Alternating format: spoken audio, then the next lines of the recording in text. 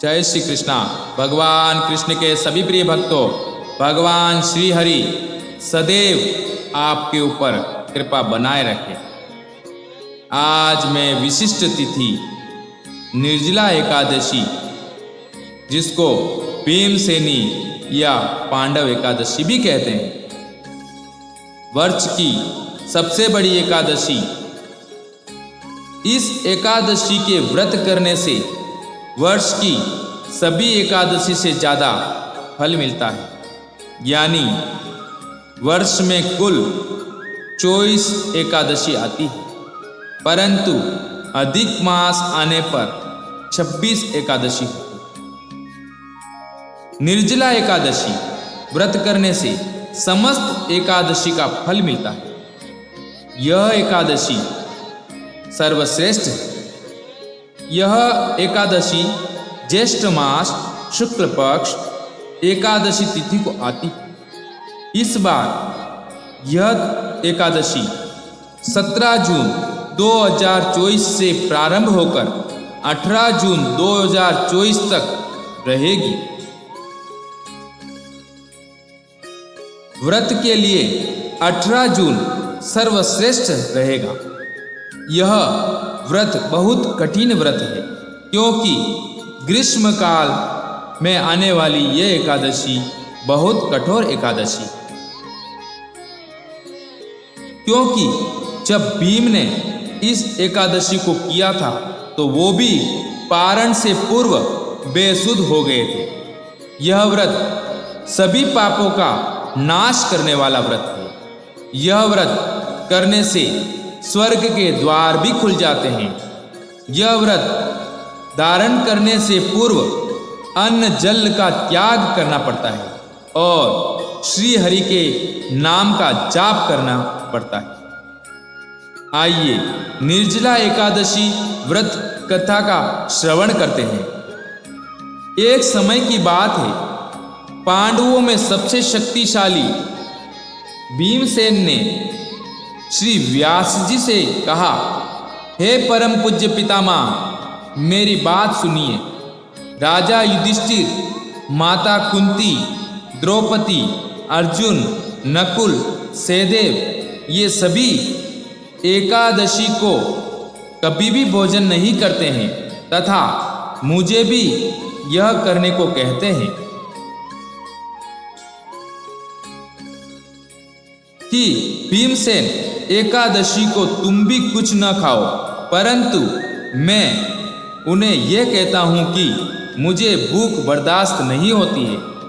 मैं भगवान की पूजा, दान इत्यादि कर सकता हूं, परंतु भोजन के बिना मैं नहीं रह सकता हूं। इस पर व्यास जी ने कहा, हे भीमसेन, यदि तुम नरक को बुरा और स्वर्ग को अच्छा समझते हो तो हर महीने की दोनों एकादशियों को अन्न का त्याग करो। तभी भीम कहते हैं, हे पितामह, मैं पहले ही कह चुका हूं कि मुझे भूख सहन नहीं होती है। हाँ, यदि वर्ष में कोई एक व्रत हो तो मैं उसे रख सकता हूं, क्योंकि मेरे पेट में व्रत नाम वाली अग्नि है। उसे मैं भोजन करके ही शांत कर सकता हूं। भोजन करने से वो शांत हो जाती है। ये पूरा उपवास हो तो क्या मुझे एक समय भी रहना बहुत कठिन है।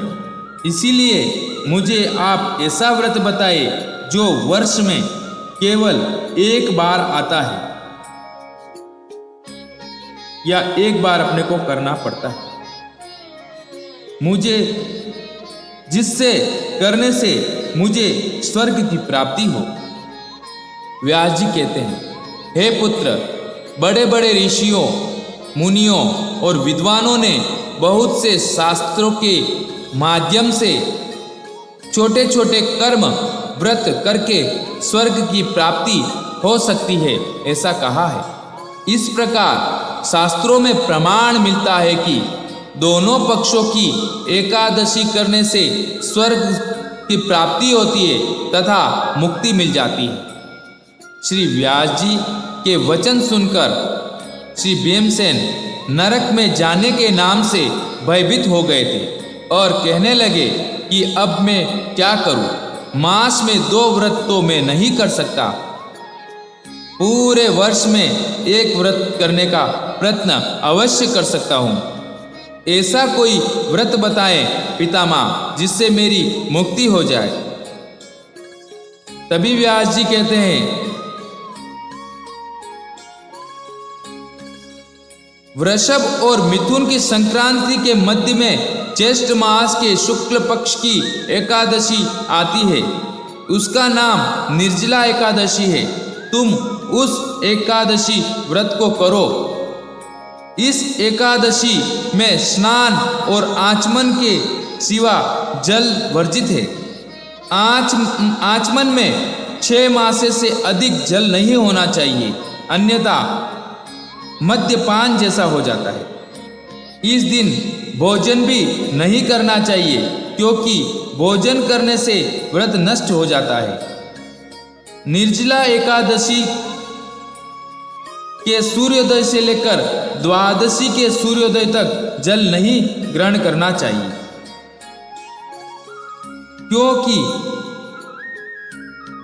ये सभी एकादशियों के व्रत का फल मिलता है। द्वादशी को सूर्योदय से पहले उठकर स्नान इत्यादि कर ब्राह्मणों को दान देना चाहिए। इसके बाद भूखे और सच्चे ब्राह्मण को भोजन करा के आपको भी भोजन करना चाहिए। इसका फल वर्ष की संपूर्ण एकादशियों के फल के बराबर होता है। व्यास जी कहने लगे, हे भीमसेन, मुझको यह बात स्वयं भगवान ने बताई है। इस एकादशी का पुण्य समस्त तीर्थों तथा दानों से अधिक है। इस एक व्रत से करने से मनुष्य के सभी पापों से मुक्ति मिलती है। जो मनुष्य निर्जला एकादशी का व्रत करते हैं, उन्हें मृत्यु के समय यमराज लेने नहीं आते हैं। अतः स्वयं भगवान के पार्षद पुष्पक विमान में स्थान देकर ले जाते हैं। अतः संसार में सबसे श्रेष्ठ निर्जला एकादशी का व्रत है। पूरे यत्न के साथ इस व्रत को करना चाहिए और ओम नमो भगवते वासुदेवाय मंत्र का जाप करना चाहिए। हो सके तो गोदान भी अवश्य करना चाहिए।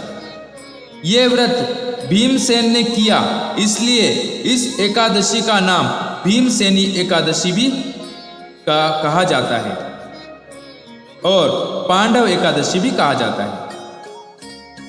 व्रत से पूर्व भगवान का स्मरण और ध्यान अवश्य करना चाहिए कि हे प्रभु, आज मैं निर्जला व्रत कर रहा हूँ और कल मैं भोजन ग्रहण करूँगा। अतः आपकी कृपा हमेशा बनी रहे और इस दिन जल से भरा हुआ गड़ा वस्त्र से ढककर दान करना चाहिए। जो लोग हवन यज्ञ आदि करते हैं, उनका वर्णन शब्दों से भी श्रेष्ठ है। निर्जला एकादशी के व्रत से मनुष्य विष्णु लोक को प्राप्त होता है। जो मनुष्य इस दिन अन्न का सेवन करते हैं, वह चंडाल के समान है तथा उनको नरक में स्थान मिलता है। इस व्रत का प्रभाव वह कितना भी बड़ा पापी या चोर हो इत्यादि वह सब पापों से मुक्त हो जाता है। ऐसा श्री व्यास जी कहते हैं। श्री कृष्ण के सभी प्रिय भक्तों, आप सब पर भगवान श्री कृष्ण की कृपा हमेशा बनी रहे, यही कामना है। और आगे की विविध कथाओं के लिए हमारे चैनल को लाइक और सब्सक्राइब करें। जय श्री कृष्ण।